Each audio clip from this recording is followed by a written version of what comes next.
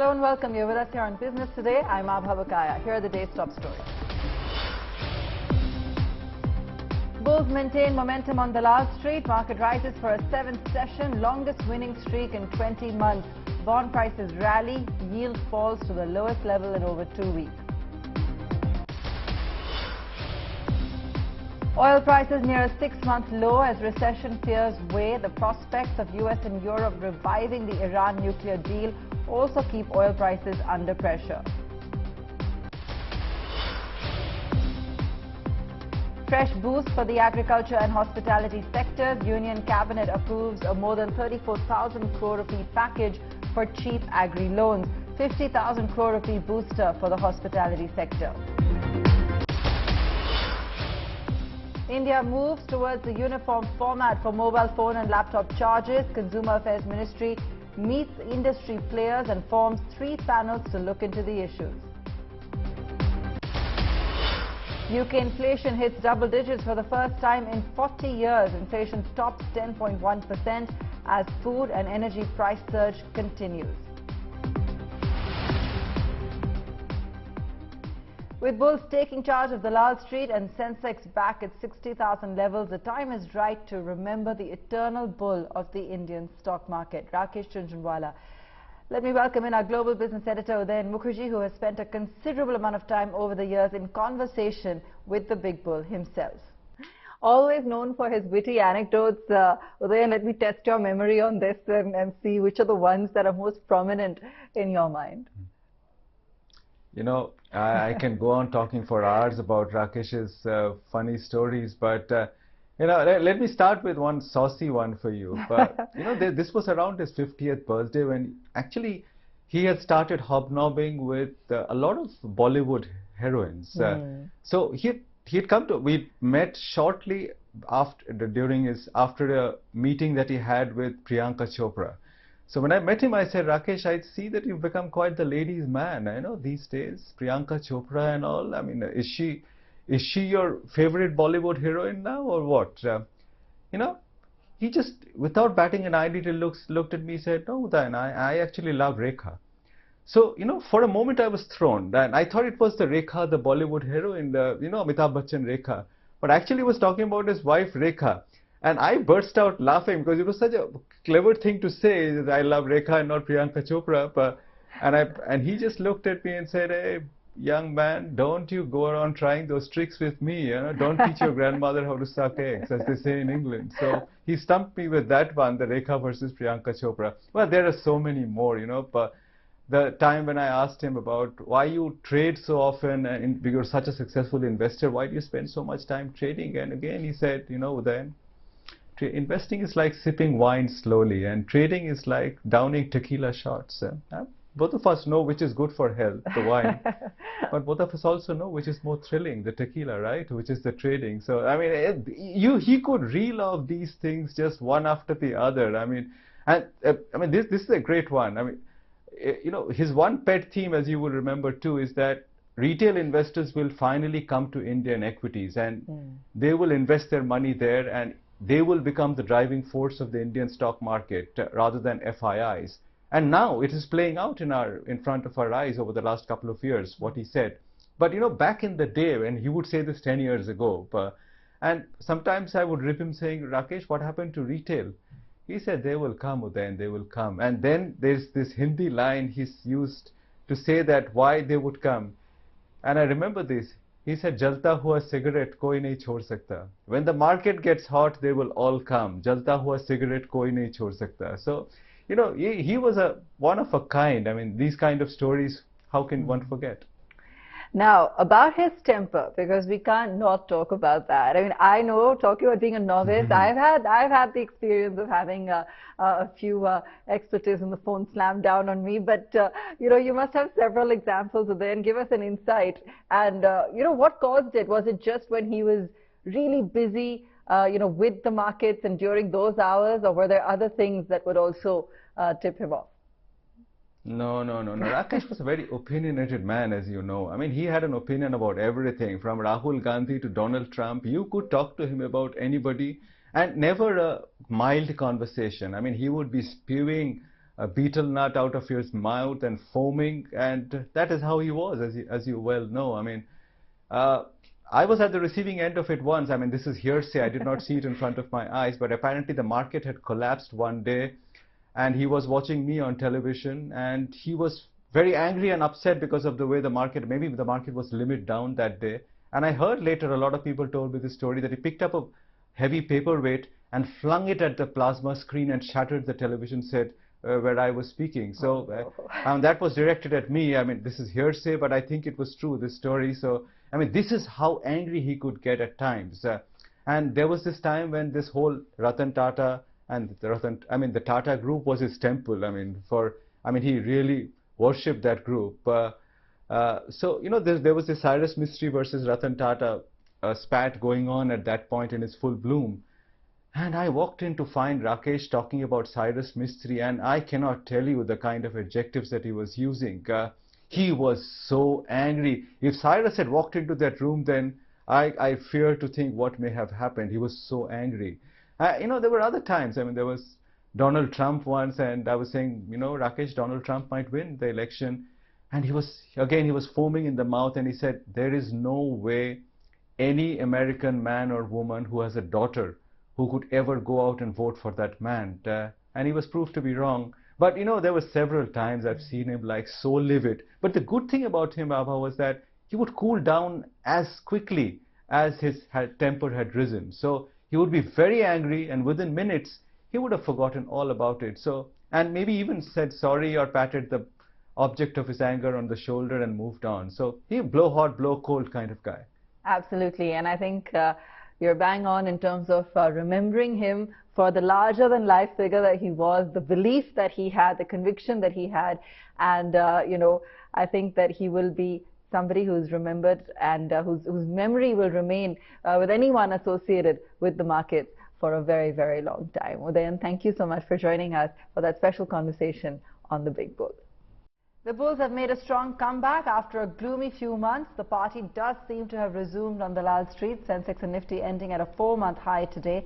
Sensex reclaiming the 60,000 mark after over 4 months, and Nifty rising for a 7th straight day, now kissing distance away of 18,000. The rally came on the back of moderating inflation, a decline in global commodity prices, and inflow of foreign portfolio investors into the Indian market. Bajaj Finance, Bajaj Finserv, HDFC Life, Hero MotoCorp were among the top Nifty gainers, while the Airtel too was up 2% following upfront payment for 5G spectrum auction. On the flip side, Apollo Hospitals continue to fall. M&M and Tata Motors saw some profit booking. Maruti and Cipla were the other blue chip laggards. While the bulls are charging ahead on the Lal Street, is the rally here to stay? What should investors keep in mind when investing in this market? My colleague Sakshi Batra caught up with Sanjiv Bhasin of IIFL. Listen in to what he has to say to investors. Sensex has scaled 60,000 after 4 months. Help us understand what is really leading to this optimism and what lies ahead.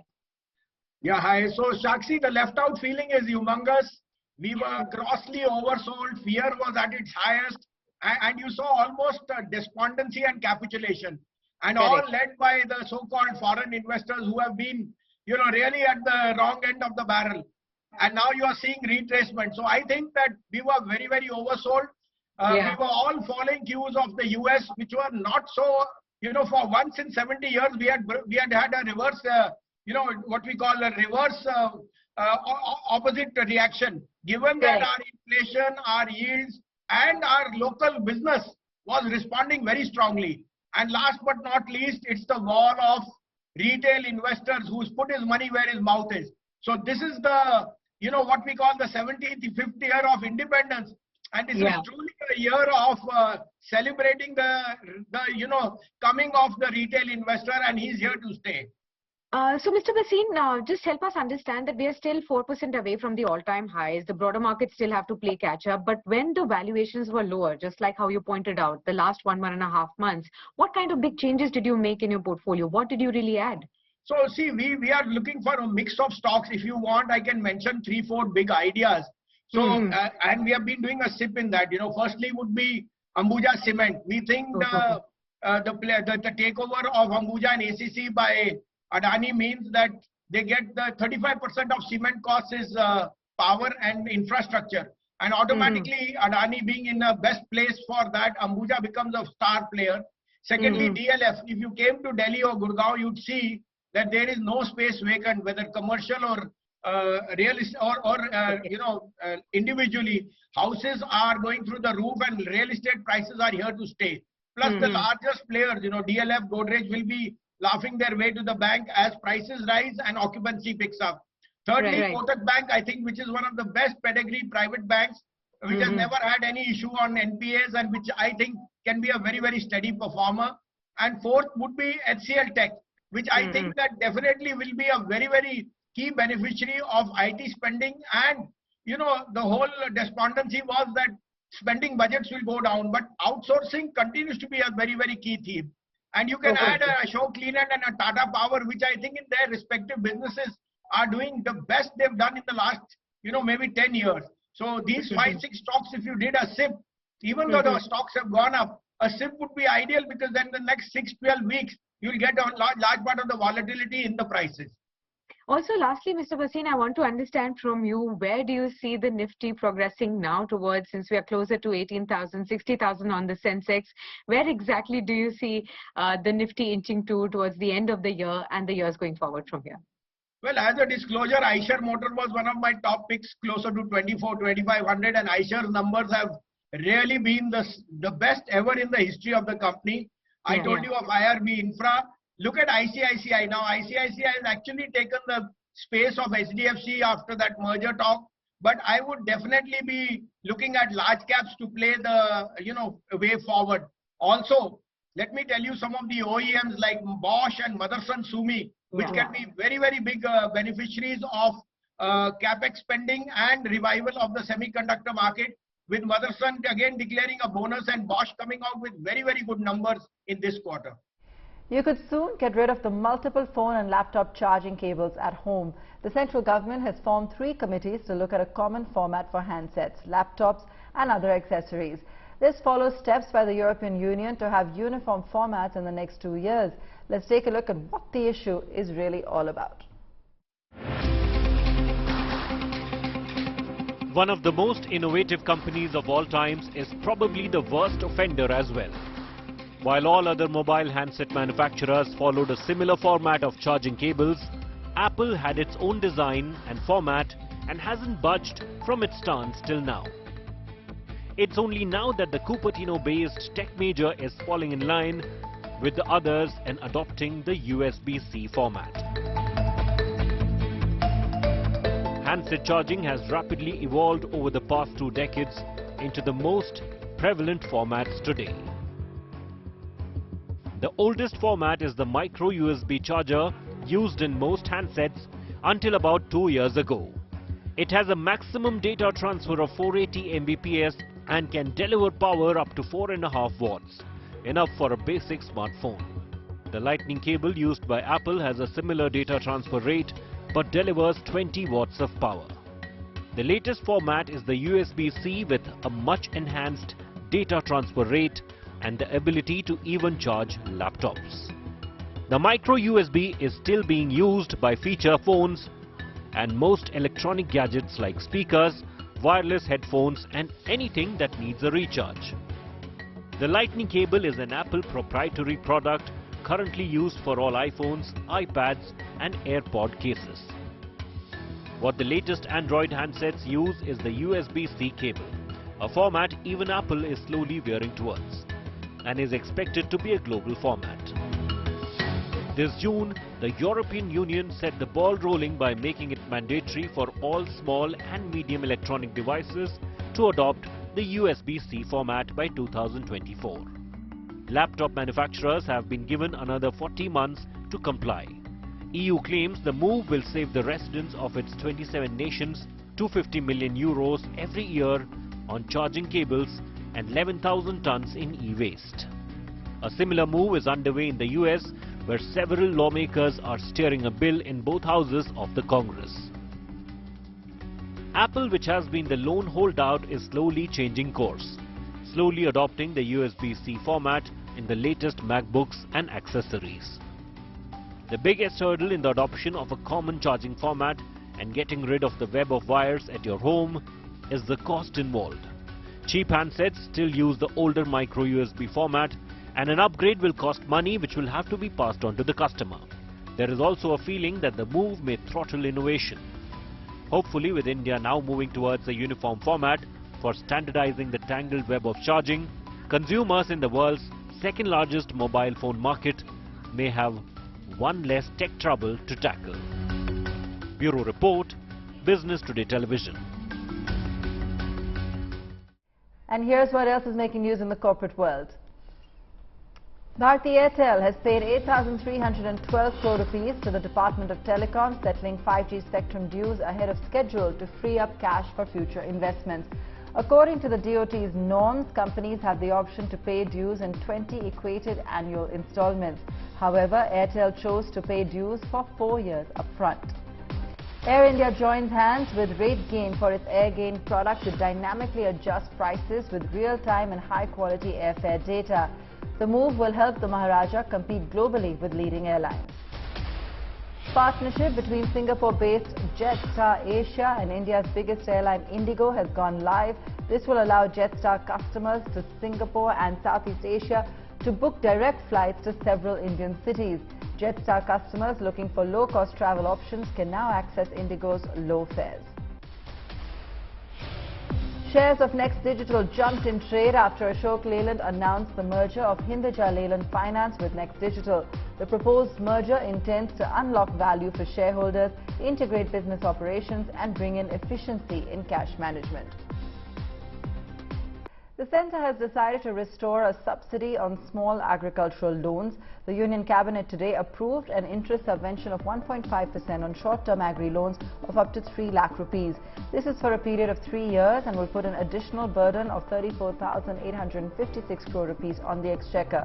The Cabinet also approved an enhanced credit guarantee limit for the hospitality sector to 5 lakh crores from the current 4.5 lakh crores.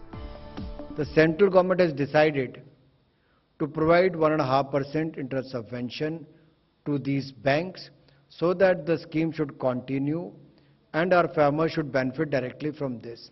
34,856 crore rupees will be provided by the central government to the banks so that short-term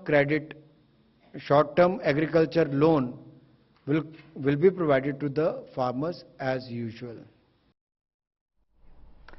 Elon Musk's favorite cryptocurrency, Dogecoin, rallied a whopping 15% in the past 24 hours. The meme coin has gained around 40% from the beginning of this month. Let's head across to our crypto reporter, Akanksha Chaturvedi, to understand what's driving this frenzy.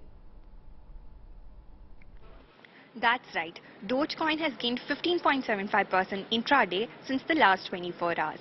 And there are 3 main reasons driving this rally in the price of Dogecoin. The first is meme coin gains. Meme coin gains have given tailwinds to the price of Dogecoin. Dogecoin has gained 40% since the beginning of August. The next reason is the endorsement by billionaire investor Mark Cuban. Mark Cuban said that Dogecoin has better applications than other cryptocurrencies like Cardano. This has increased the trust of investors in the crypto token.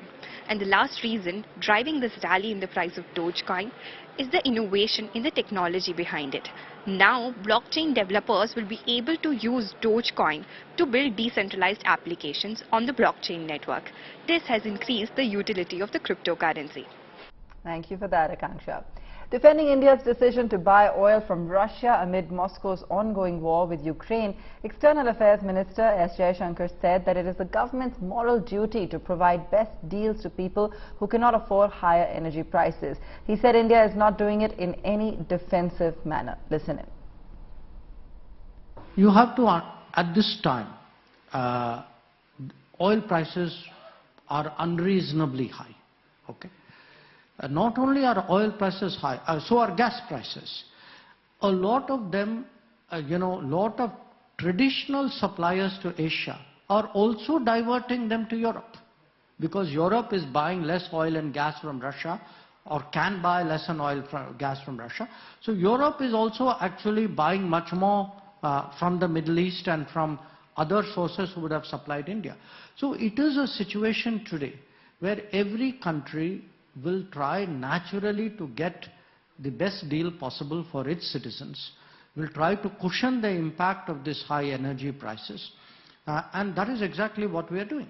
Now, we are not doing it in a defensive way. I mean, we have been very open and very honest about our interest. You know, I have a country which has a per capita income of $2,000. These are not people who can afford higher energy prices. It is my obligation, my moral duty to actually ensure that I get them the best deal that I can from the world. And I think once you lay it out very openly and honestly, I think people accept it. They may not always appreciate it, but once you know you have it is there, and you're not trying to be too clever about it. You actually have laid out your interests in a very direct manner. My sense is that the world accepts that as a kind of reality, and that is what will happen out here. And I can tell you, as someone who deals very intensively with the United States, you know, I do see that not just in the United States, but including in the US, that they know what our position is, and you know, they move on with that. What is ailing Bollywood? Is it just big budget films that are getting hammered, or is it a combination of very high star fees, big money paid for digital rights, and astronomical multiplex ticket prices? With 8 big banner flops in a row, the Hindi film industry is now resting its hopes on the Karan Johar produced Brahmastra, slated for release on the 9th of September. For an industry which prides itself on acing the hit formula, none of the old tricks are working. So will the 9th big budget movie this year prove to be lucky and turn the tide for Bollywood? Let's take a look. अब कुछ लोग विश्वास नहीं करते, पर जिंदगी में चमत्कार होते हैं जी. The back-to-back failure of large-budgeted, high-profile films such as 83, Jersey, Bachchan Pandey, Heropanti 2, Shamshera, Samrat Prithviraj, Raksha Bandhan and Lal Singh Chaddha was supposed to be the movie to turn the tide for Bollywood. मेरी mummy कहती थी कि जिंदगी गोलगप्पे जैसी होती है. Helmed by none other than the golden boy of the industry. But viewers had other ideas, and the movie may end up recouping just a third of reported 180 crore rupees cost.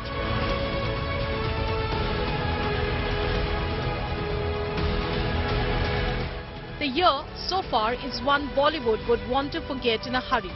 For an industry which has decided its own content and formula, it's been a rude awakening. The spate of failures has been attributed to weak scripts and the fresh ideas, and coming in the way of that elusive hit are several challenges like weak scripts, a poor cost structure and high ticket prices. A lot is riding on Brahmastra, Part 1, Shiva. After a particularly disappointing 2022 for Bollywood, a 450 crore rupees mega project and the most expensive film to come out of Bollywood. Set to release on 9th of September, an entire industry's hopes are resting on the success of the Ranveer Alia film, which features Big B and the King Khan. A fantasy adventure which has been in the making for over 4 years, Brahmastra has the crucial job of bringing the audience back to theatres for a Hindi film.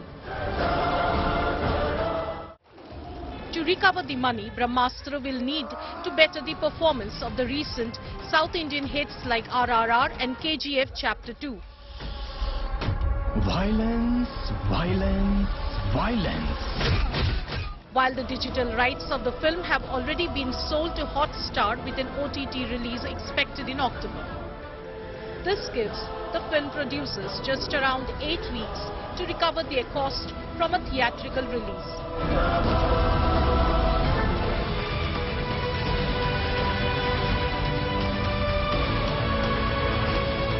Analysts meanwhile point to spiraling cost as one of big challenges for Bollywood. The average film with a quality star has a cost of production ranging from 30 to 100 crore rupees, most of it being the fee payable to the hero. Stars like Akshay Kumar are reportedly being paid over 100 crore rupees. Shahid Kapoor takes around 35 crore rupees. Amir Khan makes his money through a chunk of the profits, while Shah Rukh Khan and Salman Khan are often the producers of their films. कौन हो तुम? The task for Brahmastra is a tough one. It needs to regain the confidence of the cinema goer and build a healthy foundation for the festive season leading up to Christmas, where several big stars including Salman Khan and Ajay Devgan have films lined up for release. With Krishna Gopalan, Bureau Report, Business Today Television. And that's where we leave it on the show tonight. Thanks so much for watching.